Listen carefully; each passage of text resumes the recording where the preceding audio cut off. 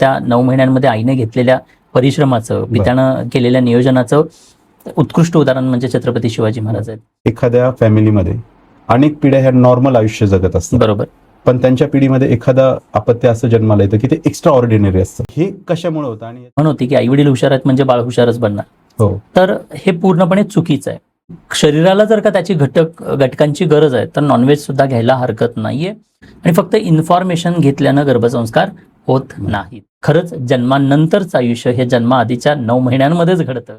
आंतरजातीय किंवा आंतरधर्मीय विवाह झाल्यानंतर जे जन्माला येणारं बाळ खूप एक्स्ट्रा ऑर्डिनरी असतं असं म्हणतात.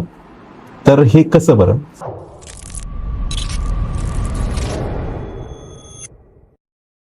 नमस्कार, स्वागत आहे तुमचं पॉडकास्ट 18 मराठी या विचार मंचावर. आपल्या पॉडकास्टवर वेगवेगळ्या क्षेत्रातील लोक येत असतात आणि ते आपली स्पेशलिटी सांगत असतात. आजही असेच एक गेस्ट आले आणि ते खूप महत्त्वाचा विषय आजच्या काळात तरी. ते मी जेव्हा बऱ्याच शाळांमध्ये सेशन घेण्यासाठी जातो तर तिथं पालक आणि शिक्षकांच्या तक्रारी असतात आणि त्यामध्ये सगळ्यात कॉमन तक्रार असते पालकांची सुद्धा की आम्हाला मुलं हँडल करता येत नाही आहे, आम्ही त्यांना कसं ट्रीट करावं किंवा कसं ॲडजस्ट करावं हे कळत नाही. आणि शिक्षकांचा सुद्धा तोच प्रॉब्लेम झालेला आहे. तर ह्या सगळ्या अडचणी तर आता आपल्याला वेगवेगळ्या भेडसावत आहेत, शिवाय करिअरच्याही अडचणी आहेत मुलांच्या. पण आपण ह्या समस्यांवर गर्भसंस्कार करून ह्या समस्यावर कशी मात करू शकतो हे आपण आजच्या पॉडकास्टमध्ये जाणून घेणार आहोत. त्यासाठी आपल्यासोबत खूप म्हणजे तुम्ही त्यांना अनेकदा ऐकलंही असेल, पाहिलंही असेल, तर असे गेस्ट आहे विष्णू माने सर. सर, स्वागत आहे तुमचं पॉडकास्ट 18 मराठी या विचार मंचावर. Thank you so much for this opportunity. माझ्याबद्दल थोडक्यात सांगायचं म्हटलं तर मी doctor Vishnu Mane, star mentor, mind and गर्भसंस्कार कोच. सो मेंटॉर यासाठी की अनेक वर्ष मी विद्यार्थी विकासासाठी काम केलं. अनेक विद्यार्थ्यांना घडवण्याचं काम केलं.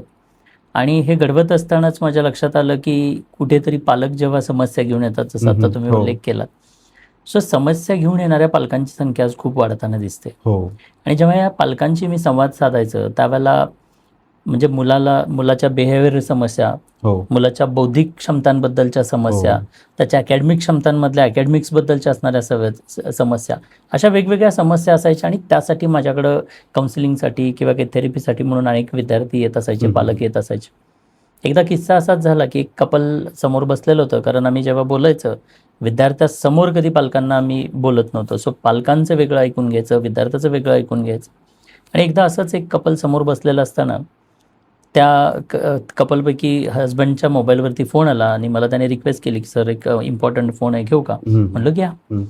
ते फोन घेऊन बाहेर गेले आणि समोर बसलेली आई रडायला लागली. मला कळे ना की नेमकं झालं काय. मी विचारलं काय आलं, तर आई सांगायला लागली की आज ज्या समस्या घेऊन माझ्या मुलाबद्दलच्या मी तुमच्याकडे आलो आहे, कदाचित त्या समस्याचं कारण मीच आहे. म्हणलं का? तर मग आईनं सांगितलं की प्रेग्नन्सीच्या 9 महिन्यांमध्ये जो काही मला त्रास होता, जे काही सफरिंग होते, जे काही घरातलं एन्व्हायरमेंट होतं, ज्या काही कंडिशन्स घरातल्या होत्या, आणि त्याचाच की काय परिणाम मला हे असलं बाळ लाभलं, अशा प्रकारचं त्या आईचं वाक्य होतं. आणि खरं तर तिथून मी म्हणेन की या कार्यशाळांचा किंवा या गर्भसंस्कारच्या प्रोसेसचा आमच्या माध्यमातून म्हणजे आम्ही स्टार्ट केला. सो याच्या पाठीमागचं कारण असं की ती आई जेव्हा बोलली त्यावेळेला कुठेतरी मनात क्लिक झालं की खरंच प्रेग्नन्सीचे 9 महिने आणि डिलिव्हरीनंतरचं आयुष्य यांचं काही रिलेशन आहे का. आणि ते तपासण्यासाठी म्हणून आम्ही मग गर्भसंस्कार, त्या 9 महिन्यांमध्ये नेमकं काय केलं जातं, गर्भसंस्कारांची ही प्रोसेस नेमकी काय सांगते किंवा विशेष वेगवेगळ्या प्रदेशांमध्ये, देशांमध्ये, जाती धर्मांमध्ये या 9 महिन्यांमध्ये काय प्रोटोकॉल फॉलो केले जातात, कोणती प्रोसेस फॉलो केली जाते, याचा अभ्यास केला. आणि मग त्याच्यातून लक्षात आलं की हो, खरंच जन्मानंतरचं आयुष्य हे जन्माआधीच्या 9 महिन्यांमध्येच घडतं. आणि मग ती प्रोसेस म्हणजे गर्भसंस्कारांची प्रोसेस. सो अशा रीतीने म्हणजे हे गर्भसंस्कारांचं ते अभ्यास झाला. आणि मग माझ्या लक्षात आलं की आज हा जो काही महत्त्वाचा टप्पा आहे, 9 महिन्यांचा महत्त्वाचा हा वेळ आहे, या वेळेत आजची गर्भवती महिला त्या गर्भात वाढणाऱ्या बाळासाठी अजाणतेपणे वेळ देत नाही. आणि मग त्याचं जे काही म्हणजे म्हणतो ना, त्याची जी काही भरणी आहे ती डिलिव्हरीनंतर त्या बाळाला करावी लागते. कारण ते बाळ डिलिव्हरीनंतर आयुष्यभर सफर करतं. आणि मग मला रिअलाईज झालं की हे घराघरातल्या आईपर्यंत पोचलं पाहिजे, ज्यांचा आत्ता तो वेळ आहे, ज्या गर्भवती माता आहेत किंवा जे बाळाला जन्माला घालणार आहेत, त्यांना जर का हा अवेअरनेस मिळाला तर कदाचित त्यांच्या हातून ती होणारी चूक टळेल. आणि बरं. त्याचसाठी हा अट्टास. Yes sir. तर गर्भसंस्कार म्हटलं सर तर आपल्याला सुभद्रा, अर्जुन, अभिमन्यू बरोबर. हे एक महाभारतातलं पात्र हे आठवतात आपल्याला. तर ती एक प्रतिकात्मक आहे आणि ते आत्ताच्या काळात रिलेव्हंट होऊ शकतं का, किंवा त्याचं नेमकं काय, कसा संबंध लावता येईल आपल्याला? निश्चित, म्हणजे ही इतिहासातली अनेक उदाहरणं पाहतो. बरं. आठवणीतलं उदाहरण म्हणजे अभिमन्यूंचं उदाहरण आपण पाहतो. हो. पण फक्त अभिमन्यूच असं नाही, तर अनेक उदाहरणं आहेत. छत्रपती शिवाजी महाराज जर पाहिले तर हे पूर्णपणे म्हणजे त्या 9 महिन्यांमध्ये आईने घेतलेल्या परिश्रमाचं, पित्यानं केलेल्या नियोजनाचं उत्कृष्ट उदाहरण म्हणजे छत्रपती शिवाजी महाराज आहेत. अनेक उदाहरणं पाहता येतील. स्वामी विवेकानंदांचं उदाहरण पाहता येतील. सो ही उदाहरणं हे सांगतात की येस, तुम्ही 9 महिन्यांमध्ये जर का त्या गर्भात वाढणाऱ्या बाळासाठी काही विशिष्ट भावना तुमच्या निर्माण केल्या, विशिष्ट एन्व्हायरमेंट तुम्ही त्यासाठीचं निर्माण केलं, काही विशिष्ट ॲक्टिव्हिटीज करत राहिलात, तर त्याचा खूप सकारात्मक असा परिणाम त्या गर्भातल्या बाळावरती होताना पाहता येतो. आणि आज हे सायन्ससुद्धा मान्य करतं. सो पूर्वीच्या काळी सायंटिफिकली असं काही त्याला प्रूफ्स नव्हत्या, पण आत्ता मात्र म्हणजे पूर्वीच्या काळी ही फक्त उदाहरणं आपण इतिहासातली ऐकत होतो, बट आता सायन्ससुद्धा मान्य करतं की गर्भात वाढणाऱ्या बाळावरती आईच्या इमोशनचा, भावनांचा, त्या एन्व्हायरमेंटचा खूप मोठा परिणाम होत असतो. एपिजेनेटिक्स नावाचं काही नवीन आता त्याच्यावरती संशोधनं होत आहेत. सो एपिजेनेटिक्स काय सांगतं की तुमचा DNA आहे, तो DNA सुद्धा त्या वातावरणामधून बदलला जातो, त्या वातावरणाचा त्याच्यावरती सुद्धा परिणाम होतो. सो गर्भात वाढणाऱ्या बाळाला जे काही वातावरण आई देणार आहे, तो पिता देणार आहे आईला, त्या वातावरणाप्रमाणे ते बाळ निर्माण होणार आहे किंवा तसे बदल त्या बाळावरती होणार आहेत. आणि मग हे बदल जागरूकपणे केले, म्हणजेच काय, गर्भसंस्कारांच्या माध्यमातून जागरूकपणे फोकस होऊन विशिष्ट या विधी ॲक्टिव्हिटीज जर केल्या तर निश्चित त्याचा उत्कृष्ट परिणाम त्या बाळावरती होऊ शकतो. म्हणजे तुम्ही काही प्रयास केला, प्रयत्न केला तर निश्चित त्याचं काही उत्कृष्ट त्याचं फळ प्राप्ती होणार आहे. आणि जर केलंच नाही तर अनावधानानं, म्हणजे जे काही घडणार आहे ते घडणारच आहे, ते बनणार नाही असं मी म्हणत नाही, ते निश्चित बनणार आहे. पण त्यासाठी परिश्रम केलं तर ते उत्कृष्ट बनू शकतं. सो हा प्रवास ऑर्डिनरी ते एक्स्ट्रा ऑर्डिनरीचा प्रवास आहे आणि या प्रवासामध्येच त्या प्रोसेसला गर्भसंस्कार म्हटलं जातं. बरोबर सर. आत्ताच DNA विषय निघाला तर माझ्या डोक्यात हा बऱ्याच वर्षांचा प्रश्न आहे की कधी कधी काय होतं की एखाद्या फॅमिलीमध्ये अनेक पिढ्या ह्या नॉर्मल आयुष्य जगत असतात. बरोबर. पण त्यांच्या पिढीमध्ये एखादं अपत्य असं जन्माला येतं की ते एक्स्ट्रा ऑर्डिनरी असतं. तर हे कशामुळे होतं आणि याचं काय, म्हणजे याबद्दल काय सांगू शकाल? सर, खूप चांगला प्रश्न विचारलात. कारण सायन्स असं सांगतं, पीटर्सबर्ग विद्यापीठामध्ये काही रिसर्च केले गेले आणि त्या रिसर्चप्रमाणे असं सांगितलं गेलं आहे की आईवडिलांचा DNA बाळाला हुशार बनवतोच असं नाही. म्हणजे बरेचदा आपल्याकडे म्हण होती की आईवडील हुशार आहेत म्हणजे बाळ हुशारच बनणार. तर हे पूर्णपणे चुकीचं आहे. त्याचं कारण असं की पती पत्नींचा दोघांचा मिळून DNA बाळाच्या निर्मितीसाठी फक्त 34% युटिलाइज होतो, 34%. रिमेनिंग 66% बाळाचं हे कशामुळे बनतं तर एन्व्हायरमेंटमुळे बनतो. सो आतापर्यंतचा समज म्हणजे हा 1997 मधला रिसर्च आहे. सो 97 पर्यंत हा रिसर्च म्हणजे आतापर्यंत असं वाटत होतं की आईवडील हुशार आहेत म्हणजे बाळ हुशार बनेल. बरोबर. पण तसं नाहीये. DNA मधून बाळाकडे येणारी हुशारी फक्त 34% आहे. राहिलेली 66% त्याला मिळालेल्या त्या एन्व्हायरमेंट, प्रेग्नन्सीच्या दरम्यान मिळालेल्या एन्व्हायरमेंटचा परिणाम आहे.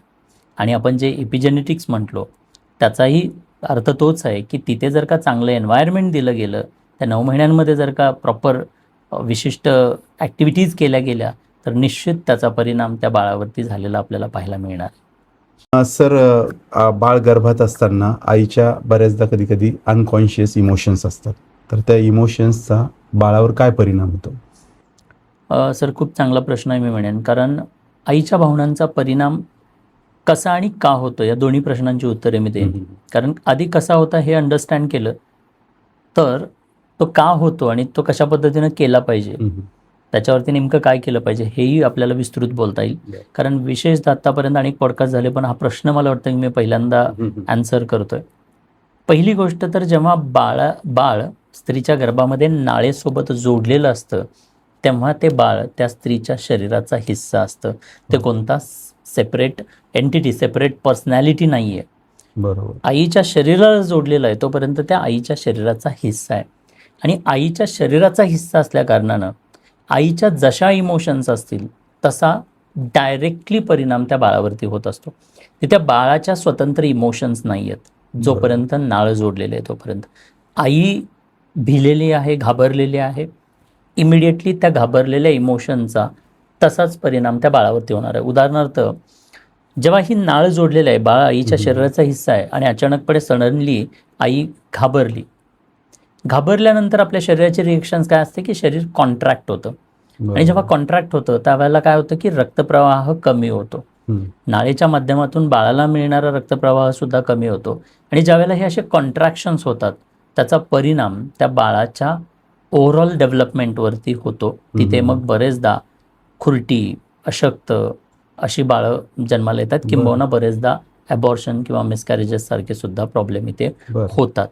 सो सिमिलर वेमध्ये जर सातत्यानं हे शॉक्स बसत गेले तर त्या बाळावरती त्याचा विपरीत परिणाम झाल्याचं आपल्याला बघायला मिळतं. आणि म्हणून हा झाला वाईट परिणाम.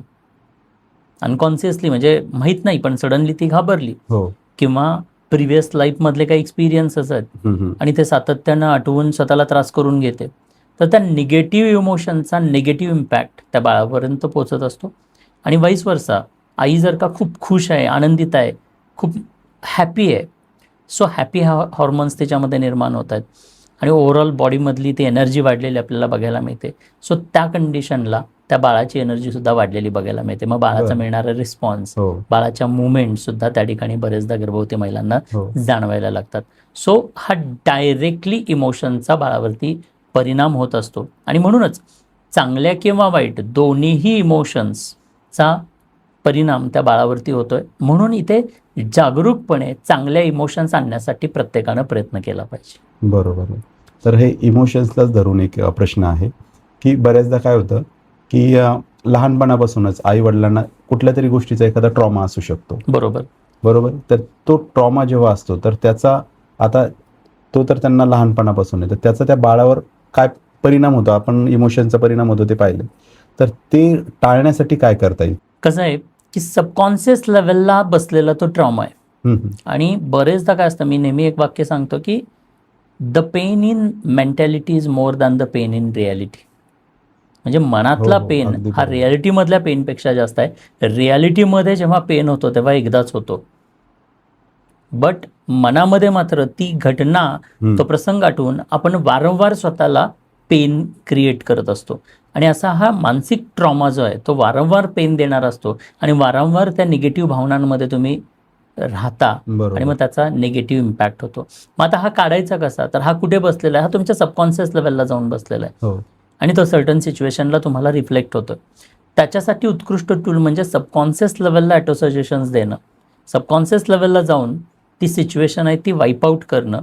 जसं NLP मधले काही टेक्निक्स आहेत किंवा हिप्नॉसिसच्या माध्यमातून सबकॉन्शियस लेवलला जाऊन तुमच्या सबकॉन्शियस लेवलमध्ये बसलेला हा ट्रॉमा काढून टाकणं, त्याचं इंटेन्सिटी कमी करणं, त्या लेवलला त्या इन्सिडन्सच्या लेवलला पोचून तिथे जाऊन तिथं जो काही सबकॉन्शियस लेवलवरती झालेला आघात आहे त्याची इंटेन्सिटी कमी केली गेली तर तो रियालिटीमध्ये, रिअल लाईफमध्ये त्याची इंटेन्सिटी कमी झालेली पाहायला मिळते.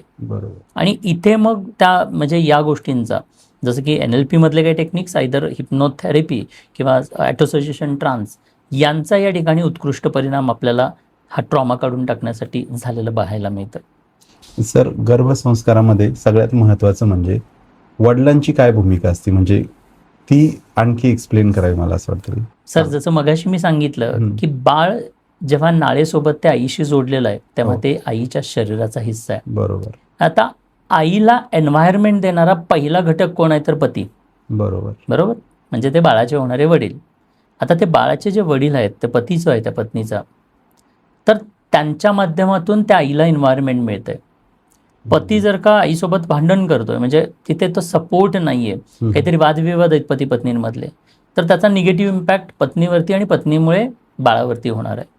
सो इथे पतीचा रोल दोन पद्धतीनं असतो. एक डायरेक्ट रोल आहे. डायरेक्ट रोल म्हणजे काय, पती बीज देण्याचं काम करतो आणि ते दिलेलं बीज स्त्री गर्भामध्ये जातं, रुजतं आणि प्लॅसेंटाला जोडलं जातं. जेव्हा ते जोडलेलं आहे, म्हणजे बीज दिला की डायरेक्ट रोल संपला. सेकंड रोल आहे तो इनडायरेक्ट रोल आहे. आणि तो रोल म्हणजे काय, जेव्हा बीज तो प्लॅसेंटाला जोडलेला आहे, रुजलेला आहे स्त्री गर्भामध्ये, त्यावेळेला त्या 9 महिन्यांमध्ये त्या आईला चांगलं एन्व्हायरमेंट देणं. आपल्याकडे काय केलं जातं की फक्त फ्रूट्स, ड्रायफ्रूट्स हो. आणि खाण्याचे पदार्थ आणून दिले म्हणजे बरोबर. संपलं. नाही, त्या खाण्याच्या पदार्थांपेक्षाही जास्त चांगल्या इमोशन्स, चांगल्या भावना, तो चांगलं हॅपी एन्व्हायरमेंट निर्माण करणं हा पतीचा, आणि फक्त पतीचाच नाही आहे, तर इनलॉज असतील, किंबहुना ती महिला एखाद्या कॉर्पोरेटमध्ये काम करत असेल तर त्या कॉर्पोरेटमध्ये सुद्धा अशा प्रकारचं ते एन्व्हायरमेंट तिला दिलं गेलं पाहिजे. बरोबर. आता आपण आहाराचा विषय बोललात तुम्ही. तर गर्भावस्थेमध्ये आहार म्हणजे आता आत्ताच्या घडीला तर आपल्याला काही चांगलं मिळत नाही. सगळं बरोबर. पेस्टिसाइड, फर्टिलायझर वापरूनच पिकवलेलं असतं. तर याचा परिणाम आपण कसा म्हणजे कमी करू शकतो याचा, किंवा चांगला आहार काय असावा? पहिली गोष्ट तर आहाराबाबतीत प्रत्येकाची प्रकृती वेगळी असल्यामुळे सो प्रकृतीप्रमाणे काही आहार सजेस्ट केले जातात. ज्या न्यूट्रिएंट्सची कमतरता त्या स्त्रीमध्ये आढळते बरं. ते न्यूट्रिएंट्स देणारा अन्नपदार्थ त्या स्त्रीनं त्या प्रेग्नन्सीच्या काळामध्ये घेतले पाहिजेत. हो. हा थंब रूल झाला. याही व्यतिरिक्त जे सजेस्ट केलं जातं ते म्हणजे प्रोटीनयुक्त आहार. बरोबर. नॉर्मली तुम्ही जेव्हा फास्ट फूड्स आजच्या या जमान्यामध्ये जे काही आपण पाहतोय, प्रिझर्वेटिव्ज असलेले जे अन्नपदार्थ आपण खातो, तर त्यामध्ये प्रिझर्वेशन्स करण्यासाठी अनेक काही केमिकल्स, अनेक काही वेगवेगळे घटक मिक्स केलेले आहेत, जे की त्या गर्भात वाढणाऱ्या बाळासाठी हानिकारक आहेत.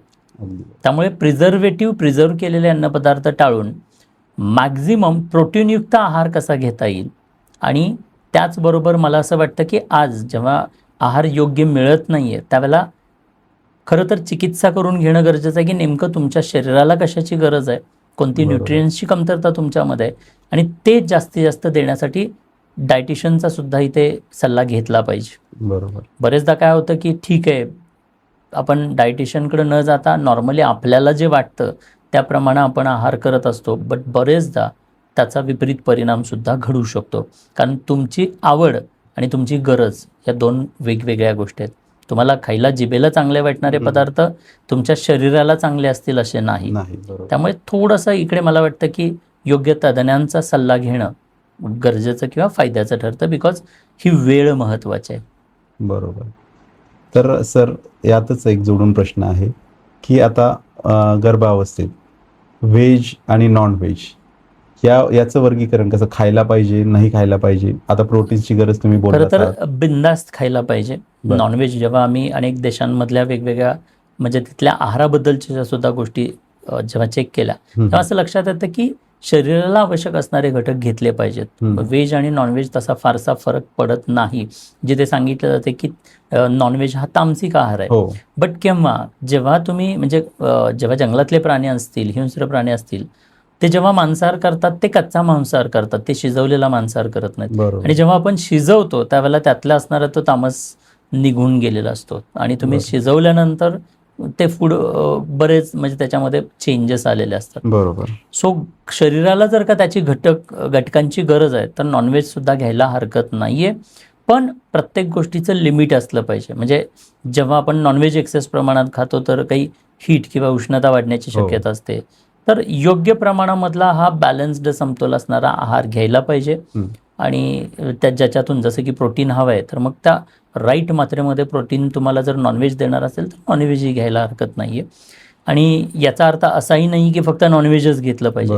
जे म्हणजे शाकाहारी आहेत त्यांनासुद्धा प्रोटीन देणारे आज खूप सारे व्हेजिटेरियन प्रोडक्ट्स आहेत, पदार्थ आहेत, ज्याचा योग्य प्रमाणामध्ये त्यांनी वापर केला पाहिजे. आणि मेनली त्यातली आहारामधली तुमची हॅबिट, कन्सिस्टन्सी, तुम्ही दररोज काय पद्धतीने आणि काय मात्रेमध्ये आहार घेताय आणि त्याच्यातली कन्सिस्टन्सी काय आहे. रुटीन लाईफमध्ये किंवा डे टू डे लाईफमधल्या आपल्या आहारामध्ये कन्सिस्टन्सी नाही आहे. म्हणजे आज वेगळं असेल, उद्या वेगळं असेल, आजचं टायमिंग वेगळं असेल, उद्याचं टायमिंग वेगळं असेल. तर ह्या फ्लक्च्युएशन्समध्ये काय होतात की बॉडीमध्ये पॅटर्न्स जे काही सबकॉन्शियस लेवलला व्हायला पाहिजे ते पॅटर्न्स बनत नाहीत. आणि पॅटर्न्स जर बनले नाही तर घेतलेल्या आहाराचा पाहिजे तसा योग्य परिणामसुद्धा किंवा ते रिझल्टसुद्धा आपल्याला बघायला मिळत नाहीत. त्यामुळे शक्यतो जेवणाच्या वेळा व्यवस्थित पाळल्या गेल्या पाहिजेत. व्यवस्थित पद्धतीनं शांत वेळ देऊन कॉन्शियसली जेवण केलं गेलं पाहिजे. सो अशा काही आहारामधल्या बेसिक गोष्टी फॉलो केल्या गेल्या तर म्हणजे आहार हा सोपा घटक आहे असं मला वाटतं. म्हणजे तो तुमच्या हातात आहे, सहज तुम्ही करू शकता. तो कंट्रोलेबल आहे. जो कंट्रोलेबल नाही आहे त्या म्हणजे भावना, त्याच्यावरती आपण बोलूच पुढे. सो त्या आहाराला थोडंसं सोप्या पद्धतीनं केलं जाऊ शकतं. थोड्याशा काही गोष्टी जागरूकपणे केल्या गेल्या पाहिजेत. आता जसं आपण म्हटलं की अनियमितता असते, बरोबर. लाईफस्टाईल आपली खूप हेक्टिक बदललेली. झालेली आहे, तर याचे काय परिणाम होतात बाळावर? लाईफस्टाईल जसं मी म्हटलं ना, की आज बरेचदा पाहायचं म्हटलं, प्रत्येक गोष्टीचं रुटीन जर असेल तर त्याचा खूप चांगला रिझल्ट्समध्ये परिणाम होतात. म्हणजे खूप चांगले रिझल्ट्स आपल्याला भेटतात.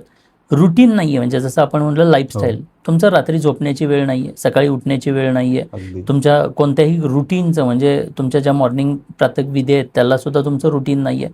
ओव्हरऑल बॉडीची जी सायकल आहे ती बॅलन्स्ड नाही, आणि ती जेव्हा अशी डिस्टर्ब राहते त्यावेळेला तुमच्या ग्रंथी इम्बॅलन्स होतात. हो. तुमच्या आतमधले कम्प्लिटली ग्रंथींचं इम्बॅलन्सिंग होतं. अनेक आजार तिथे मग जन्म घ्यायला लागतात. हो. प्रॉपर रेस्ट रिकव्हरीसाठी जी हवी आहे ती भेटत नाही आहे, बिकॉज तुमचं 2 आहारामधलं ड्युरेशन सारखं नाही आहे. म्हणजे अनेक गोष्टींमधलं हे फ्लक्च्युएशन्स आहेत, आणि या फ्लक्च्युएशन्समुळे आहारामध्ये आपल्या शरीरामध्ये अनेक प्रकारचे दोष निर्माण व्हायला लागतात, आणि पुढे जाऊन त्याचं मोठ्या दोषांमध्ये रूपांतर झालेलं आपल्याला बघायला मिळतं. आणि त्यासाठी कंटिन्युटी, रुटीन खूप महत्त्वाचं आहे. जसं आपण पाहतो ना, एक पाण्याचा पडणारा छोटासा थेंबसुद्धा जेव्हा शिवलिंगावरती पडतो त्यावेळेला आपल्याला तिथे वरती त्याला खड्डा पडलेलं बघायला मिळतं. सो हे कशामुळे, पाण्याचा छोटासाच थेंब आहे, बट सातत्य असल्यामुळे त्या सातत्यामुळे तो दगडाला सुद्धा झिजवतो. बरोबर. सो सिमिलर वे ते सातत्य असेल तर आपल्या बॉडीचं मेकॅनिझम आहे ते उत्कृष्ट चालायला मदत होते. आणि म्हणून या 9 महिन्यांमध्ये विशेषतः रुटीनला जास्त महत्त्व दिलं पाहिजे, किंबहुना 9 महिन्यांच्या आधीच, म्हणजे कन्सिव्ह करायच्या आधीच 3 महिन्यांमध्ये तुम्ही हे वेळ दिला पाहिजे, सातत्य ठेवलं पाहिजे. ते प्लॅनिंग करण्याच्या अगोदर 3 Yes. महिने. अगदी बरोबर. आणि सर आता आपण जसं लाईफस्टाईलचंच बोलतोय, तर आता मोबाईल, OTT प्लॅटफॉर्म असेल, सोशल मीडिया खूप भडीमार झाला आहे आता प्रत्येकावर. तर याचे काय परिणाम आहे आणि यातून कसं वाचलं पाहिजे आपण? Source of information is not a problem. कारण आजकाल इन्फॉर्मेशनचे सोर्सेस मोबाईलच्या माध्यमातून अनेक प्रकारचे इन्फॉर्मेशन्स तुम्ही घेताय. बरोबर. Source of information is not a problem, informations is a problem. तुम्ही कशा प्रकारचे इन्फॉर्मेशन्स घेताय, अगदी. कशा प्रकारचं ज्ञान घेताय, that matters a lot. So आजकाल जसं आपण पाहतोय की मोबाईल फोन्स हातामध्ये प्रत्येकाचे आहे, हो. पण त्या असलेल्या मोबाईलमधून तुम्ही नेमका कशा प्रकारचा कॉन्टेंट घेताय. उदाहरणार्थ तुम्ही काही हॉरर थिंग पाहताय, काहीतरी निगेटिव्ह न्यूज पाहताय, बरोबर. प्रेग्नन्सी रिलेटेडच पाहताय, पण प्रेग्नन्सी रिलेटेड निगेटिव्ह गोष्टी सर्च करताय. तर ते निगेटिव्हिटीज ज्या काही सर्च करतायत तर त्या एवढ्या तुमच्यावरती हावी होतात की नंतर वाटायला लागतं, यार मला तरी असं होणार नाही ना, माझ्या बाळाला तर हा प्रॉब्लेम येणार नाही ना, मला तर असा इश्यू होणार नाही ना, माझं बाळ तर ऑटिस्टिक नसेल ना. सो हे जे लिटल वाईज क्रिएट होतात कारण की तुम्ही निगेटिव्ह कॉन्टेंट कन्झ्युम करताय. सो तुमचा फोकस पॉझिटिव्हिटीजवरून निगेटिव्हिटीकडे गेलेला आहे. आणि हा निगेटिव्हिटीज म्हणजे असं म्हटलं जातं की where you focus thing start growing. तुम्ही जे फोकस करता तेच तुमच्या आयुष्यात वाढतात. मग तुम्ही पॉझिटिव्हिटीज फोकस केल्या तर पॉझिटिव्हिटी वाढणार आहेत, तुम्ही पॉसिबिलिटीज फोकस केल्या तर त्या पॉसिबिलिटीज वाढणार आहेत, आणि तुम्ही निगेटिव्हिटीज फोकस केले आणि प्रॉब्लेम्स फोकस केले तर आयुष्यातल्या निगेटिव्हिटीज आणि प्रॉब्लेमसुद्धा वाढणार आहेत. सर आता यालाच एक जोडून प्रश्न आहे माझा, की आता जन्मलेले बाळ आणि ते जेव्हा 1-2 वर्षाचे असतात तर ते त्यांच्याकडे मोबाईल दिला तर त्यांच्या आईवडिलांना जेवढं कळणार नाही त्यापेक्षा जास्त त्यांना त्या मोबाईलमधलं कळतं.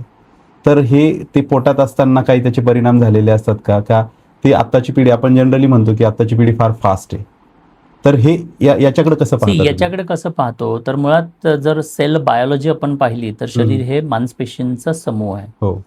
सो त्या बाळाच्या शरीराला बनवणारं जे सेल्स आहेत त्या कोणाच्या आहेत तर त्यासुद्धा जेव्हा स्त्री गर्भामध्ये हा बीज वाढतोय, ते बाळ दररोज ग्रो होत आहे, त्यावेळेला काय होत आहे, आईच्या शरीरामध्ये बनणाऱ्या दररोज निर्माण होणाऱ्या करोडो सेल्सपैकीच काही सेल्स जात आहेत त्या बाळाच्या शरीराला जोडल्या जात आहेत, आणि बाळाचे शरीर एव्हरीडे ग्रो होत आहे. सो त्या सेलची स्वतःची काही मेमरीज आहेत. सो आई जेव्हा जे काही दिवसभराच्या रुटीनमध्ये आहेत, जे काही ॲक्टिव्हिटीज करते, त्या सेल्स मध्ये सुद्धा त्या काही मेमरीज गेलेल्या आहेत, आणि त्या मेमरीज जेव्हा त्या मेमरीज घेऊन त्या सेल्स जेव्हा त्या बाळाला जोडल्या जात आहेत तर त्या मेमरीजमध्ये सुद्धा त्या काही गोष्टी कॅरी फॉरवर्ड होत आहेत. आणि त्यामुळे इथे या 9 महिन्यांमधलं म्हणून तर तुम्ही काय पाहताय, काय वाचताय, काय ऐकताय आणि कशा प्रकारच्या एन्व्हायरमेंटमध्ये राहताय, या 4ही गोष्टी खूप महत्त्वाच्या राहतात. सो इथे सेल बायोलॉजीप्रमाणे ते बाळाला जोडल्या जाणाऱ्या सेल्स ज्या काही मेमरीज कॅरी करतायत ते त्या बाळामध्ये बघायला मिळतं. बरोबर. हा पहिला पार्ट झाला. काही अंश, मी फार मेजर त्याचा इम्पॅक्ट नसतो, बट काही अंश त्या बाळामध्ये त्या गोष्टी आलेल्या असतात. आणि त्यानंतर जेव्हा बाळ जन्माला येतं, म्हणजे असं म्हणतो ना की आपण जन्माला येणारं बाळ ज्ञान घेऊन येत नाही. ते त्याला ना चांगलं माहिती आहे ना वाईट माहिती आहे. त्याला कोणत्याही गोष्टीचं ना जात माहिती आहे, ना धर्म माहिती आहे, ना नाव माहिती आहे, ना गाव माहिती आहे. त्याला काहीही माहिती नाही. ते इथे आल्यानंतर ज्या गोष्टींचं एक्सपोजर त्याला मिळणार आहे जास्त, त्या गोष्टी ते फास्ट शिकत जाणार आहे. मग त्याला इथे आल्यानंतर आता पॅरेंटिंगमध्ये काय होतं, नॉर्मली बाळ रडायला लागले दाखवा मोबाईल, बाळ त्रास द्यायला लागलं द्या मोबाईल, जेवत नसेल दाखवा मोबाईल. सो या सगळ्यांमुळे काय झालं की त्याला सगळ्यात जास्त एक्सपोजर कोणाचं मिळायला लागलेलं आहे, त्या मोबाईल फोनचं मिळायला लागलं. आणि त्यामुळे त्याच्या मेमरीज शार्प आहेत. ते कोरं ब्लँक बाळ आलेलं आहे, त्याचा प्रोसेसर आता उत्कृष्ट आहे. तो सगळा फोकस त्या बाळाचा त्या मोबाईलवरती जातो आणि ते फास्ट ग्रास्प करायला लागतं. सो पहिली सुरुवातीची 6 वर्ष खूप महत्त्वाचे असतात.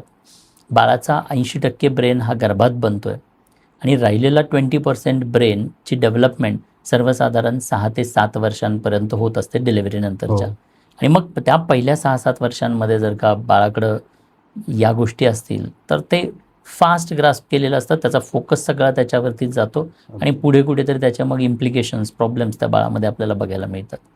बरं सर, वर्किंग वुमनसाठी गर्भसंस्कार कसा असायला पाहिजे? मी म्हणेन की पूर्वीच्या काळात गर्भसंस्कार करणं थोडंसं अवघड होतं. आत्ता खूप सोपं झालंय आणि वर्किंग महिलांसाठी तर अगदी त्याहूनही सोपं झालेलं आहे. कारण काय, कारण की आज प्रत्येकाच्या हातामध्ये एक स्मार्टफोन आलेला आहे. अलादीनचा चिराग मी म्हणतो. त्याला विचारा, तो सगळं काही माहिती द्यायला बसलेलं आहे. तुम्हाला हवं ते प्रत्येक गोष्टीचे, यस, जे तुम्हाला हवं त्या प्रत्येक गोष्टीचं ज्ञान द्यायला तो बसलेला आहे. सो घर बसल्या बसल्या ऑफिसमध्ये काम करत असताना सुद्धा आज डिजिटल पद्धतीनं आजची गर्भवती महिला गर्भात वाढणाऱ्या बाळासाठी अनेक गोष्टी देऊ शकते. मला वाटतं की ही पॉवर आहे, ही मिळालेलं हे वरदान आहे मी म्हणेन आजच्या डिजिटल युगातलं ह्या गर्भवती मातेसाठी. कारण पूर्वीच्या ठिकाणी काय होतं की ऑनलाईन पद्धतीनं किंवा घर बसल्या हे गर्भसंस्कार करता येत नव्हते. त्यासाठी फिजिकली तुम्हाला कुठेतरी जाणं गरजेचं होतं. आणि मग फिजिकली कुठेतरी जायचं आहे तर ह्या अवघडलेल्या परिस्थितीमध्ये त्या अशा सेंटर्सला किंवा अशा व्यक्तींकडं जाणं, तिथे ते गर्भसंस्कारांचं प्रशिक्षण घेणं हे प्रत्येकाला सहज शक्य नव्हतं. तुम्ही कधीतरी महिन्यातनं एकदा जाताय आणि एक दिवस काहीतरी ॲक्टिव्हिटीज विधी करताय आणि म्हणजे गर्भसंस्कार होत आहेत का, तर नाही. त्याच्यामधलं ते सातत्य मिसिंग आहे. तिथे फक्त जाऊन तुम्ही इन्फॉर्मेशन्स घेताय आणि फक्त इन्फॉर्मेशन्सनं परिवर्तन होत नाही. सो आज आमच्याकडं, म्हणजे माझंच जर उदाहरण द्यायचं म्हटलं तर गेल्या 5 वर्षात लाखो महिला आम्हाला जोडल्या गेल्या. 27+ कंट्रीजमधनं आज लोक आम्हाला जोडले गेलेले आहेत. सो 27 कंट्रीजमधल्या या गर्भवती महिला त्यांच्या वेळेनुसार त्यांच्या कामाच्या काम करत असताना इझी वेमध्ये सगळे टास्क कंप्लीट करतायत. मुळात GSC म्हणजे आमचं गर्भसंस्कार चॅलेंज, याला GSC is easy for busy Maugham असं म्हटलं जातं. त्याचं कारण का, कारण की घर बसल्या बसल्या सकाळी उठलात, 10-15 मिनिटांची एक ॲक्टिव्हिटी आहे, उठल्या उठल्या सकाळी केली, एक 15 मिनिटांचा का टास्क संपला. तुम्ही फ्रेश झालात, आंघोळ केली, नाश्ता करताय, नाश्ता केल्यानंतर एक 15 मिनिटांचं तुम्ही ॲक्टिव्हिटी केली, सेकंड टास्क संपला. ऑफिसला जाताय, ऑफिसला जाता जाता 10 मिनिटं हेडफोन लावून तुम्ही काही म्युझिक ऐकताय, तिथे 10 मिनिटांचा टास्क संपला. लंच ब्रेकमध्ये 15 मिनिटांचा ॲक्टिव्हिटी करताय, टी ब्रेकमध्ये 5-10 मिनिटांची ॲक्टिव्हिटी करताय, इव्हिनिंग टीला पुन्हा करताय, किंवा घरी येताना ऑफिसमधून, बसमधून, कारमधून येताय त्यावेळेला 10-15 मिनिटांचं तुम्ही काही गोष्टी करताय. रात्री झोपण्याआधी किंवा रात्री डिनरनंतर तुम्ही काय करताय, झोपण्याआधी काय, संपलं, दिवसभराचा टास्क कंप्लीट. सो एवढ्या सहज पद्धतीनं आजची ही वर्किंग गर्भवती महिला गर्भात वाढणाऱ्या बाळासाठी हे गर्भसंस्कारांचं प्रशिक्षण देऊ शकते. बरं सर, वर्किंग वुमेनच आपण जसं म्हणतोय की आता वर्किंग वुमेनला कामाचा ताण खूप वाढला, म्हणजे प्रत्येक ठिकाणी ऑफिसमध्ये स्ट्रेस खूप जास्त आहे कामाचा. आणि जर त्या IT सेक्टरमध्ये असतील तर त्यांना कधीही लॅपटॉप घेऊन बसावं लागतं.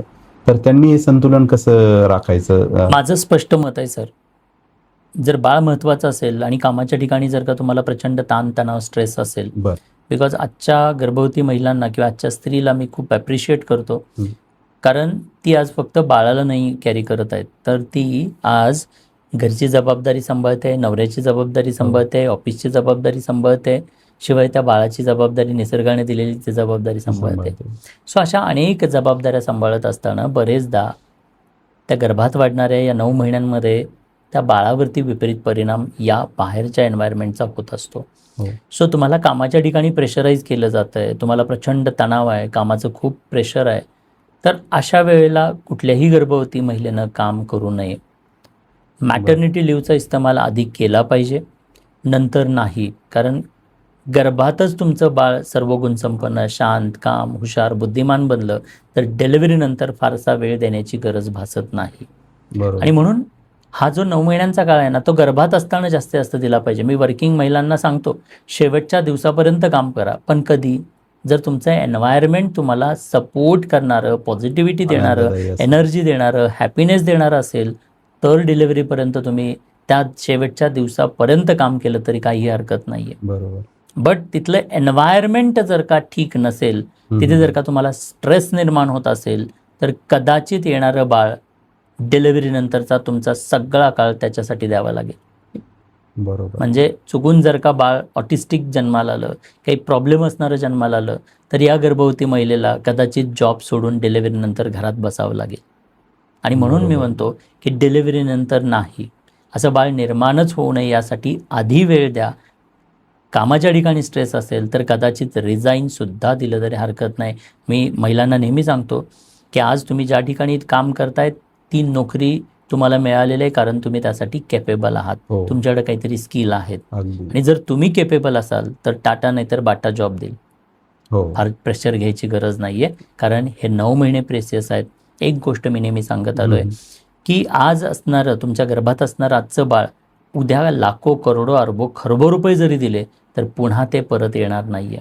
बरोबर. ते बाळ एकदाच तुमच्या आयुष्यात, त्या बाळाच्या आयुष्यात ते एकदाच तुमच्या युट्रसमध्ये आलेलं आहे.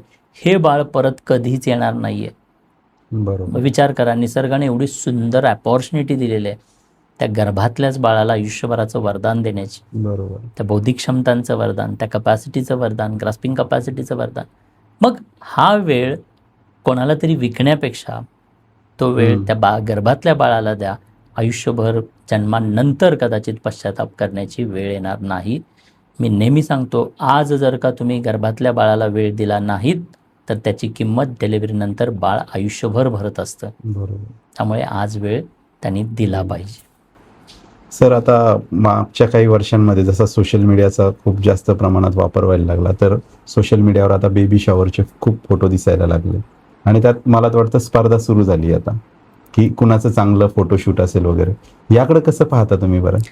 सर, हरकत नाही आहे, पण जसं आपण पाहतोय की पूर्ण अटेन्शन, पूर्ण फोकस आपण त्याच्यावरती करतो. ही जी गोष्ट आहे सेलिब्रेशनची किंवा बेबी शॉवर असेल, इधर फोटोशूट असेल, तर या ॲक्टिव्हिटीज टेम्पररी आनंद देणार आहेत. आणि त्या कोणाला आनंद? आईवडिलांना टेम्पररी आनंद देणाऱ्या ॲक्टिव्हिटीज आहेत. बरोबर. तुम्ही 5व्या महिन्यात जाऊन फोटोशूट केलं आहे, 8व्या महिन्यात जाऊन फोटोशूट केलं आहे, 7व्या महिन्यात जाऊन बेबी शॉवर केलं आहे. सो त्या दिवशी, त्या क्षणांसाठी, काही मिनिटांसाठी, काही तासांसाठी हॅपीनेस देणारा तो इव्हेंट आहे. तेवढ्या वेळेत बाळ वाढत नाही आहे. म्हणजे फक्त त्या 4 तासांमध्येच बाळ बनतं का? तर नाही. बाळ हे कन्सिव्ह झाल्यापासून ते डिलिव्हरीपर्यंत 9 महिने दररोज बनत असतं. दररोज बाळाच्या वेगवेगळ्या ऑर्गनची डेव्हलपमेंट होत असते. बाळाचा सर्वात महत्त्वाचा घटक ब्रेन, त्या ब्रेनची डेव्हलपमेंट आतमध्ये पूर्ण 13व्या आठवड्यापासून पुढे डिलिव्हरीपर्यंत होत असते. सो त्या फक्त तेवढ्या टेम्पररी काळासाठी आनंदित होऊन चालणार नाही आहे. बाळाला त्याचा खरं पाहिलं तर या कोणत्याही गोष्टींचा आयुष्यभरासाठी असा कोणताही फायदा नाही आहे. आईवडील जेव्हा या ॲक्टिव्हिटीज करतात तेव्हा त्यांच्या टेम्पररी आनंदासाठी आहेत. बाळाच्या आयुष्यभरासाठी त्याचा काही फायदा नाही आहे. आणि त्यामुळे या गोष्टी कितपत व्हॅल्यू करायच्या, दॅट मॅटर्स अ लॉट. कारण तुम्ही ते, म्हणजे तुम्हाला महत्त्वाचं काय, बाळ महत्त्वाचं असेल तर मला वाटतं की या गोष्टी सेकंडरी आहेत. कारण का, बरेचदा पैसे नाही आहेत किंवा आमच्याकडं वेळ नाही आहे असं म्हणून दररोज कामाला प्रायोरिटी दिली जाते. ही स्त्री दररोज कामावरती जाते किंवा गर्भसंस्कारांच्या विधीसारखी एखादी महत्त्वाची विधी सॅक्रिफाईस करते की नाही माझ्याकडे पैसे नाहीत, माझ्याकडे वेळ नाही म्हणून. आणि मग अशा गोष्टींच्या ठिकाणी आपण खर्च करतो, हे खर्च आहेत, ही इन्व्हेस्टमेंट नाही. बरोबर. आणि त्यामुळे या गोष्टींपेक्षा मला वाटतं की गर्भातल्या बाळासाठीच्या ॲक्टिव्हिटीजला प्रायोरिटी दिली पाहिजे. पहिली प्रायोरिटी तिथे असली पाहिजे. इवन 1 वर्ष बर्थडे नाही केला चालेल, ॲनिव्हर्सरी नाही सेलिब्रेट केली चालेल, दिवाळी सेलिब्रेट नाही केली चालेल, 2 साड्या नाही घेतल्या तरी चालतील, बट 9 महिन्यांचं या बाळासाठी मिळालेला जो वेळ आहे तो त्या बाळाला दिलाच पाहिजे. बरोबर. मुलं इंटेलिजन्स जन्माला यावी, खूप हुशार असावी, किंवा त्यासाठी काही मग मंत्रोच्चार केले जातात, काही प्रार्थना केल्या जातात, तर हे कितपत परिणामकारक आहे बरं? प्रार्थना, आता मुळात कसं असतं की बाळ हे आईच्या शरीराचा हिस्सा आहे. हो. बाळाला हुशार बनवणं हे आईच्या हातात आहे. आपण जेव्हा आईसाठी काय ॲक्टिव्हिटीज करतो त्याचा परिणाम हा बाळावरती होत असतो. बरोबर. सो जसं प्रार्थना म्हटलात, काही म्युझिक, मंत्र असतील, तर अशा विविध ॲक्टिव्हिटीज आहेत ज्या विविध गोष्टींसाठी परिणामकारक असतात. जसं ब्रेनच्या डेव्हलपमेंटसाठी काही विशेष वेगळ्या ब्रेन रिलेटेड ॲक्टिव्हिटीज केल्या पाहिजेत. भावनिक डेव्हलपमेंटसाठी तुम्हाला काही म्युझिक्स, मंत्र या प्रकारच्या ॲक्टिव्हिटीजचा वापर केला गेला पाहिजे. सो तुम्ही आज करत असणाऱ्या ॲक्टिव्हिटीज विशिष्ट ऑर्गन्सवरती, विशिष्ट बाळाच्या त्या कलागुणांवरती परिणामकारक करत असतात. जसं तुम्ही म्युझिक किंवा मंत्र म्हटलात, तर म्युझिक आणि मंत्र काय करतात, तर बाळाला कामनेस देण्याचं काम करतात.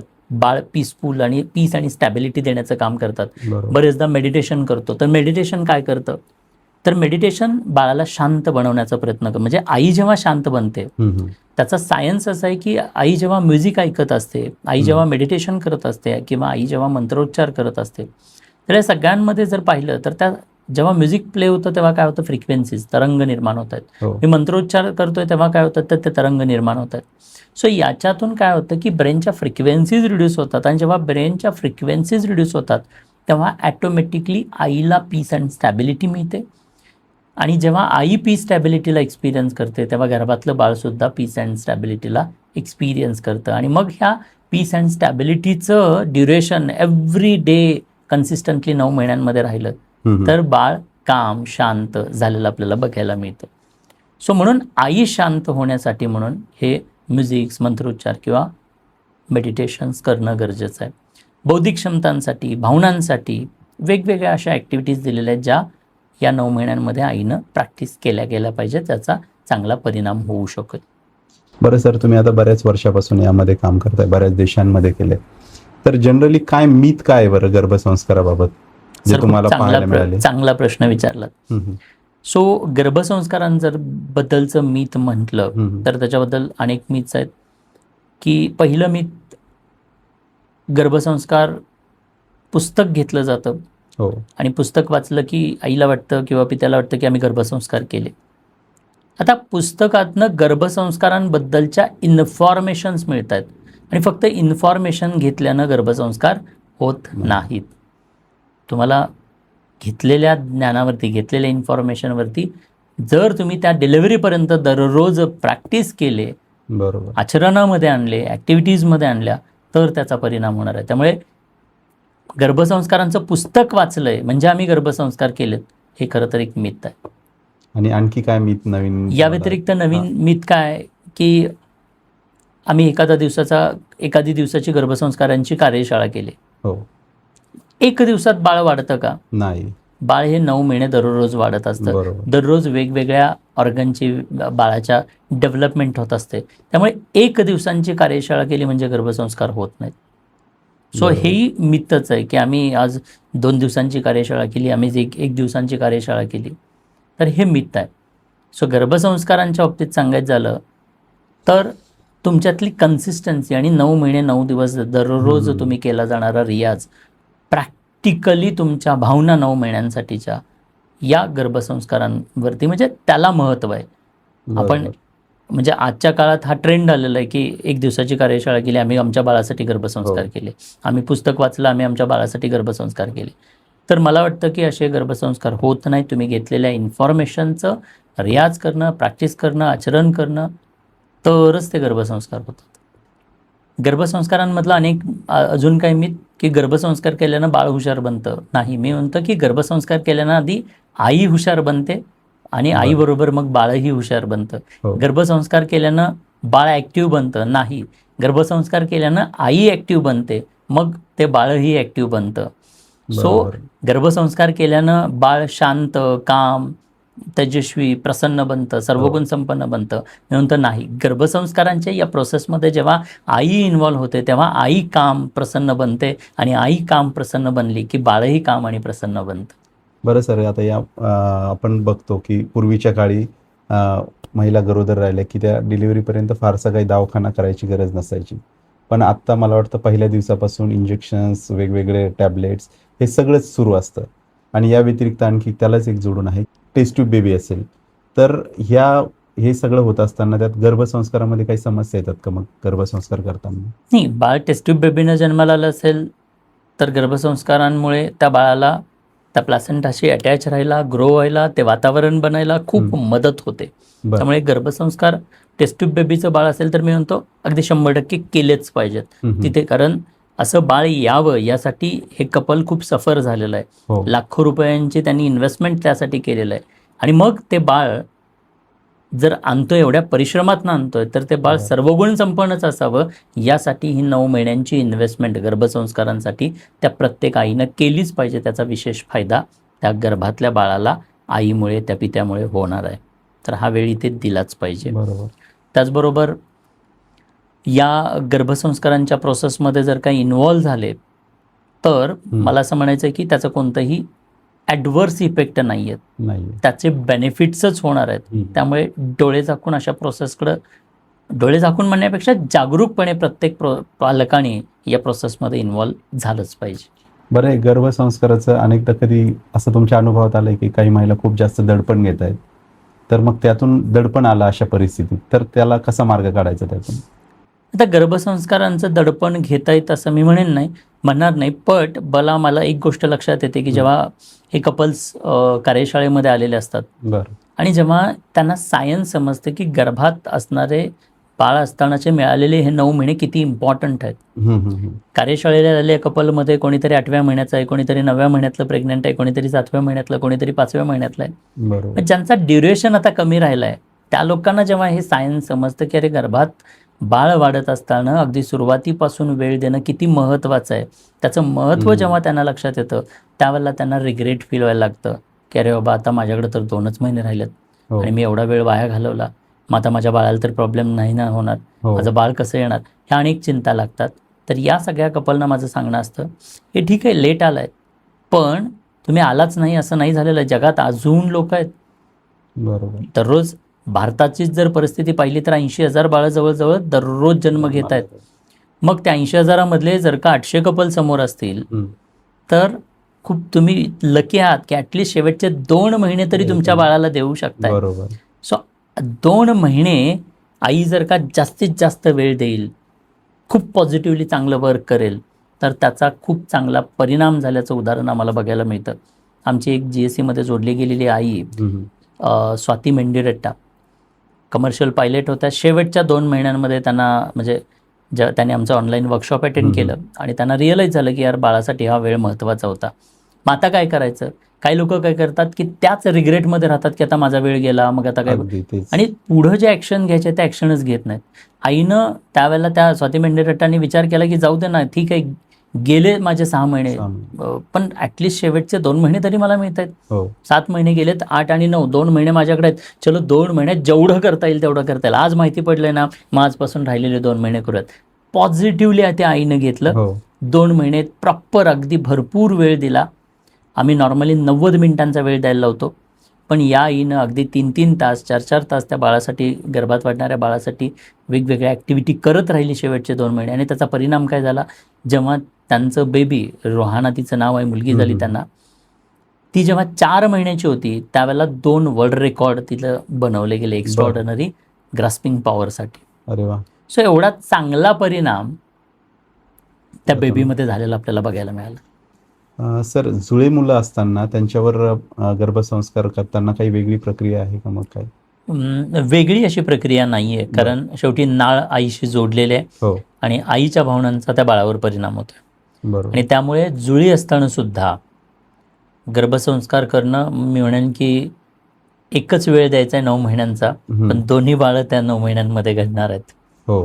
त्यामुळे मला वाटतं जुळे असतील तर अजून जास्त फोकस केला गेला पाहिजे, कारण दोन्हीही बाळांसाठी ती आई एकदाच 9 महिने इन्व्हेस्ट करणार आहे हो. आणि आयुष्यभराचं वरदान त्या दोन्ही बाळाला ती आई देऊ शकणार आहे. तुमच्याकडं असे लोक येतात का सर, की आमचा मुलगा दिसायला स्मार्ट असावं, अपत्य, किंवा ते खूप हुशार असावं, इंटेलिजन्स असावं, तर त्यावर तुम्ही कसं म्हणजे पर्याय काय सांगता त्यांना? प्रत्येकच पालकाची अपेक्षा असते की येणारं बाळ हे सुंदर, गोंडस, सर्व गुण संपन्न, हुशार, बुद्धिमान असावं. प्रत्येकाची अपेक्षा आहे. पण फक्त अपेक्षा ठेवल्यानं बाळ बनत नाही. बरोबर. त्यासाठी काही ॲक्टिव्हिटीज करणं सुद्धा गरजेचं आहे. हो. आणि मी नेहमी म्हणत आलो आहे की आई कोण आहे, तर आई डिझायनर आहे. 9 महिन्यांचा बरोबर. काळ निसर्गानं आईला ॲज अ डिझायनर म्हणून दिलेला आहे. ती 9 महिन्यांचा इस्तेमाल करून गर्भातच आपल्या बाळाला ती सर्व गुण संपन्नता देत असते. हो. त्यामुळे तुम्हीही जेवढा वेळ देणार आहात, तुम्ही जेवढं कॉन्शियसली त्या बाळाशी कनेक्टेड असणार आहात, तेवढं उत्कृष्ट परिणाम त्या बाळाच्या ओव्हरऑल. कारण मी नेहमी सांगतो की 9 महिन्यांमध्ये आई काय देते, 9 महिन्यांमध्ये जेव्हा ती नाळ जोडलेलं आहे, तेव्हा गर्भात असणाऱ्या त्या बाळाला आयुष्यभरासाठीचं वरदान म्हणून आई स्वभाव, स्वरूप, संस्कार आणि कपॅसिटी देते. सो जसं ग्रास्पिंग कपॅसिटी, स्वभाव, स्वरूप ह्या बाय बर्थ गोष्टी आहेत आणि ते गर्भातच देण्याचं काम करते, आणि म्हणून इकडे वेळ दिला पाहिजे. बरं सर, गर्भसंस्कार नाही केले तर त्याचे काही परिणाम, वाईट परिणाम होतात? मला सांगा, तुम्ही अभ्यास केलात तर तुम्हाला परीक्षा कशी जाईल? अवघडच आहे. अभ्यास केलात तर म्हणतोय. हा, अभ्यास केल्यावर चांगलीच जाणार आहे. आणि अभ्यास नाही केला तर साहजिकच मला काही समजणार नाही तिथे. तुमचा पेपरच घेणार नाही असं होणार आहे का? नाही, ते तर पेपर घेतलाच जाईल. हो. अभ्यास करून जर परीक्षेला गेलात तर तुमचे रिझल्ट कसे असतील? चांगलेच. आणि अभ्यास न करता तुम्ही परीक्षेला गेलात तर रिझल्ट हा लागणारच आहे, पण रिझल्ट मधला जो डिफरन्स आहे, अभ्यास न करता तुम्ही पेपराला गेलात, परीक्षेला गेलात तर मिळणारे रिझल्ट वेगळे आहेत, आणि अभ्यास करून जर का तुम्ही परीक्षेला गेलात तर मिळणारे रिझल्ट वेगळे आहेत. सो एक्झॅक्टली गर्भसंस्कार करून बाळाला जन्म दिलात तर रिझल्ट वेगळे आहेत, आणि गर्भसंस्कार न करता बाळाला जन्म दिलात तर रिझल्ट वेगळे आहेत. बाळ येणारच आहे, रिझल्ट येणारच आहेत, बट तो फरक अभ्यास करून गेल्याचा आणि अभ्यास न केल्याचा, हा फरक गर्भसंस्कार केल्याचा आणि गर्भसंस्कार न केल्यामधला आपल्याला बघायला मिळतो. बरोबर. आणि सर, तुम्ही बऱ्याच वर्षापासून करताय, तर तुम्हाला काही वेगळे अनुभव काय आले गर्भसंस्कार केल्यानंतर? असे काही अनुभव आहे का? सर, खूप अनुभव आहेत. आज मेमध्ये 23 मेला आमचे 6 वर्ष कंप्लीट होतील. बरं. या 6 वर्षात आत्ता म्हणजे 1 महिना 2 महिने राहिलेत म्हणा, पण आत्तापर्यंत या गेल्या 5.5 पावणे 6 वर्षात जी काही बाळं जन्माला आलीत गर्भसंस्कारांच्या माध्यमातून, त्यातली काही बाळं आज 5 वर्षांची, कोणी 5.25 वर्षांची अशी बनलेले आहेत. परवा एका आईचा मला व्हॉट्सअपवरती, कारण जेव्हा आमची सुरुवात होती त्यावेळेला डायरेक्टली मीही या सर्व मदरशी कनेक्टेड असायचं, माझा नंबर असायचा. तर अशाच एका आईचा मला परवा मेसेज आला की सर, थँक्यू सो मच, माझं बाळ एवढ्या वर्षांचं झालेलं आहे, असं त्या आईनं मेसेज लिहिला. आणि सर, मला खूप आनंद वाटतोय, तुम्ही भेटलात आणि माझ्या बाळाला मी गर्भसंस्कार देऊ शकलो. सर, माझं बाळ आत्ता 5 वर्षांचं झालेलं आहे, आणि आत्ता 5व्या वर्षी त्या बाळानं महाराष्ट्र लेवलच्या एका ॲबॅकसच्या कॉम्पिटिशनमध्ये सहभागी घेतला. आणि फक्त 10 दिवसांच्या तयारीनंतर हे बाळ महाराष्ट्रात पहिलं आलेलं आहे. त्या आईचा तो मेसेज आहे मला. आणि असे अनेक उदाहरणं पाहायला मिळतात. आज 41+ बाळ आहेत ज्यांनी सर्वसाधारण 4 महिने ते 1.5 वर्षाच्या एज ग्रुपमध्ये वर्ल्ड रेकॉर्ड बनवलेले आहेत. अनेक मदर सांगतात की आमचं बाळ एवढं, म्हणजे नॉर्मली आज समाजामध्ये पिक्चर काय बघायला मिळतं, डिलिव्हरीनंतर म्हणजे जे पॅरेंट्स, जे पती-पत्नी डिलिव्हरीच्या आधी हा 9 महिन्यांचा काळ बाळाला देत नाहीत, त्यांच्या घरामधली परिस्थिती काय असते की डिलिव्हरीनंतर ते बाळ या पॅरेंट्सना, या पती-पत्नींना सळो की पळो करून सोडतं. ते क्रँकी असतं, ते फार म्हणजे हट्टी असतं, ते फार पूर्ण अटेन्शन त्या बाळाला द्यावं लागतं. बरेचदा ADHD, ऑटिझम, गतिमंद, मतिमंद अशीही बाळं बघायला मिळतात, आणि मग त्यावेळेला पॅनिक झालेले हे पॅरेंट आपल्याला बघायला मिळतात. सो इथे जर का आधी जेव्हा वेळ दिलेला आहे, ही जी काही बाळं आज मी पाहतोय, तर या बाळांमध्ये मला नेहमी फीडबॅक मिळतात की खूप काम आहे, खूप शांत आहे, खूप समजदार आहे, खूप साऱ्या गोष्टी आम्ही सांगतो आणि ते लगेच त्याला ॲक्सेप्ट होतात, ते खूप छान रिस्पॉन्स करत आहे. आणि खूप साऱ्या कमेंट्स, आम्ही जिथे कुठे बाळाला घेऊन जातोय आम्हाला विचारलं जातं, बाबा तू काय केलं की एवढं सुंदर, एवढं बरं. छान, एवढं हुशार बाळ तुझं बनलेलं आहे. असे अनेक पॅरेंट, शेकडो हजारो पॅरेंट मला हे शेअर करत असतात. बरं, असं काही एक्स्ट्रा ऑर्डिनरी बाळ असं जन्माला आलं गर्भसंस्कारानंतर, असं काही अनुभव सर आहे? खूप आहेत. 41 बाळं मी सांगितलीत की जे ऑलरेडी वर्ल्ड रेकॉर्ड बनवलेले आहेत. आज 5.5 वर्षांचं हे बाळ ज्याला अबॅकसमध्ये महाराष्ट्र लेवलला पहिला बरं. नंबर आला ते बाळ मी सांगितलं. अगदी 3 महिन्याच्या एजमध्ये बोलणारी बाळं. कोणी बरं. गौरव म्हटल्यानंतर ते गौरव म्हणतंय, कोणी ओम म्हणतंय 3 महिन्याच्या एजमध्ये. हे अशी अनेक बाळ आहेत. आणि तुमच्या प्रश्नाचं उत्तर मी देईन म्हणजे ही बाळं देतील. सर्वसाधारण माझी अपेक्षा आहे की ही बाळं ज्या वेळेला 15-16 वयाची होतील त्यावेळेला ही बाळं भारताचं प्रतिनिधित्व करत असतील. कोणी ऑलिम्पिक विनर असेल, कोणी अजून काय असेल, कोणी म्हणजे नोबल विनर असेल, या लेवलला ही बाळं जातील हा माझा विश्वास आहे. सर, आता बाळ पोटात असताना म्हणजे आई जर रडली तर त्याचे बाळावर काय परिणाम होतात? जर निगेटिव्ह इमोशन्स असेल तर बाळामध्ये त्या निगेटिव्हिटीज त्या रडण्यामुळे जातात. बरं, तर त्यावर कशी मात करता येईल मग? सो आईनं का रडायचं आहे? एवढं सुंदरसं बाळ, आज अनेक आपण पाहतोय की प्रेग्नन्सीच राहत नाहीये. त्या बाळासाठी सफर करणाऱ्या एवढ्या हजारो लाखो माता आज बघायला मिळतात, कपल्स बघायला मिळतात. निसर्गाने एवढी सुंदर अपॉर्च्युनिटी तुम्हाला नॅचरली दिलेलं आहे, मग रडायचं काय? मग सेलिब्रेट करायचा. हा 9 महिन्यांचा काळ रडण्यासाठी नाही, सेलिब्रेट करण्यासाठी. पण बरेचदा मूड स्विंग होतात त्या काळात, तर मग सो एन्व्हायरमेंट त्यासाठी, कारण मूड स्विंग कशामुळे टाळता येऊ शकतात? तर मिळालेल्या एन्व्हायरमेंटमुळे. आणि चांगलं एन्व्हायरमेंट मिळायचं असेल तर चांगली कम्युनिटी जॉईन केली पाहिजे. चांगल्या कम्युनिटीमध्ये खूप चांगले ॲक्टिव्हिटीज असतात, किंवा जसं सबकॉन्शियस लेवलचे ॲटोसोसिएशन ट्रान्स आम्ही देतो, तर त्याच्यामुळे हे मूड स्विंग्स आणि ह्या अशा गोष्टी निघून जातात. म्हणतात ना की रिकामं मन हे शैतानाचं घर बनतं. प्रेग्नन्सीमध्ये सुद्धा आई जर का एकटी राहत असेल तर मोस्टली स्ट्रेस एंटर करण्याची, भीती एंटर करण्याची, विनाकारण काही इल्युजन्समध्ये जाण्याची पॉसिबिलिटी वाढते. आणि त्यामुळे एखाद्या कम्युनिटीशी जोडलं गेलं, अशा पूर्ण दररोज ॲक्टिव्हिटीजमध्ये स्वतःला गुंतवून घेतलं तर निगेटिव्हिटी येण्याचा प्रश्नच राहत नाही. गरोदरपणात मोबाईल वापरल्यानं काय परिणाम होतात, म्हणजे वाईट परिणाम होतात का? आत्ताच्या काळात जर तसं पाहिलं तर आताची टेक्नॉलॉजी आणि या सगळ्या गोष्टींनी आता प्रूव्ह केलेलं आहे की तसा काही विशेष परिणाम रेडिएशन्स आणि या गोष्टींचा होत नाही. होत असतात तर आत्तापर्यंत मला वाटतं की काही पिढ्या संपल्या असत्या. सो आत्ता ते रेडिएशन्स खूप कमी प्रमाणामध्ये म्हणजे होत असतात आणि त्याचा विशेष असा काही फारसा परिणाम होत नाही. पण मोबाईल वापरत असताना तुम्ही कशा प्रकारचा कॉन्टेंट कन्झ्युम करताय, बिकॉज तुम्ही काय पाहताय, काय वाचताय, काय ऐकताय आणि कशा प्रकारच्या वातावरणात राहताय याचा खूप परिणाम होत असतो. त्यामुळे मोबाईल वापरायला हरकत नाही आहे, पण वापरत असताना त्यात तुम्ही नेमकं काय पाहताय किंवा ऐकताय, दॅट मॅटर्स अ लॉट. बरं सर, गरोदर महिलेनं गाणे ऐकले तर ते मुलं गाणं ऐकतात का? गरोदर महिलेने गाणी ऐकली तर गाण्यांचा किंवा शब्दांचा फारसा प्रभाव होत नाही, पण त्यातल्या म्युझिकचा प्रभाव निश्चित बाळावरती होत असतो. बरं, बाळ खरंच आईचं ऐकू शकतं का? म्हणजे आपण महाभारतातलं उदाहरण पाहिलंच तर ते खरंच ऐकू शकतं का? सायन्स, मेडिकल सायन्स सांगतं की येस, बाळाला ऐकायला येतं. सर्वसाधारण 23 वीक नंतर बाळाच्या म्हणजे सेन्सरी ऑर्गनची डेव्हलपमेंट होत असते आणि श्रवण इंद्रिय त्यानंतर ॲक्टिवेट झाल्याचं सायन्स सांगतं. आणि गरोदर अवस्थेत असताना एन्झायटीच्या समस्या बऱ्याच महिलांना असतात, तर त्याचे काय परिणाम होतात आणि त्यातून कसं आपण वाचतो? Mostly stress, depression, autism, stress, anxiety, depression हे तिन्ही घटक बाळाला कुठेतरी सायकोलॉजिकल डिसऑर्डर्स जन्मजात देऊ शकतं किंवा त्यामुळे होतात, असं काही तज्ज्ञांचं मत आहे. की मोस्टली ऑटिझम का होतं तर आई जर का 9 महिन्यांमध्ये स्ट्रेस्ड असेल तर त्याचं रूपांतर बाळामध्ये ऑटिस्टिक बाळ म्हणून झालेलं बघायला मिळतं. सो स्ट्रेस हा फॅक्टर नाही पाहिजे, सेलिब्रेट करणं गरजेचं आहे. बरोबर सर, आता एक शेवटचा प्रश्न आहे आणि तो मला पडलेला प्रश्न आहे की बऱ्याचदा काय होतं की आंतरजातीय किंवा आंतरधर्मीय विवाह झाल्यानंतर जे जन्माला येणारं बाळ खूप एक्स्ट्रा ऑर्डिनरी असतं असं म्हणतात, तर हे कसं बरं? मला असं वाटतं याचं जर उत्तर द्यायचं झालं तर इथे दोघांच्या ज्या भावना आहेत, कल्चरल डिफरन्स आहे दोघांमधला. बरोबर. आणि दोघे जेव्हा वेगवेगळ्या कल्चरमधून येत आहेत, सो दोघांच्याही इमोशन्स वेगळे आहेत.